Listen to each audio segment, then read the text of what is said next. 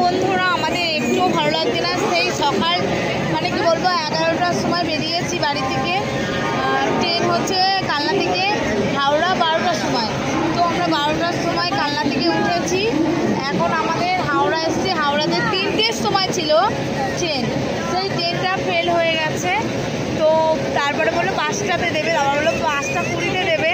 তো এখন আবার বলছে যে 6:30 নাগাদ ট্রেন। তো 7টা বাজে মোটামুটি দীঘাতে পৌঁছাতে পুরো মনে হয় 10টা ভোররাত্রি হয়ে যাবে। তো আমরা জানি না আদৌ ট্রেন পাবো কি না। সবাই খুব হয়রানি, কেউ একটু রেস্টে নেই, সবাই বিচ্ছিরি অবস্থায় রয়েছে। পরিবেশ খুবই দূষিত অবস্থায় রয়েছে। তো বন্ধুরা দেখো, সবাই বিরক্তির সঙ্গত খুবই রয়েছে। তো দেখো বাচ্চাটার মুখের অবস্থাটা দেখো, বাচ্চাটা তো একদমই হয়রান হয়ে যাচ্ছে। তো এইভাবেই চলছে। ইনিও সব বিরক্ততা, এত বিরক্তি লাগছে কি বলবো। তো সবাই এরকম হয়রানি হয়ে সেই থেকে আমরা রয়েছি 3টে দিকে হাওড়াতে রয়েছি।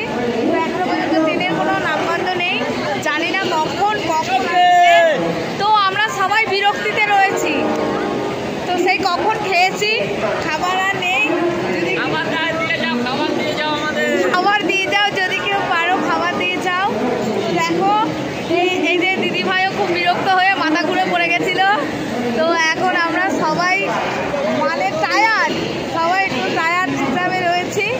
তো ভালো লাগছে না কারোরই, সবারই শরীরের কন্ডিশন খারাপ। আমাদের শাশুড়ি বাড়ি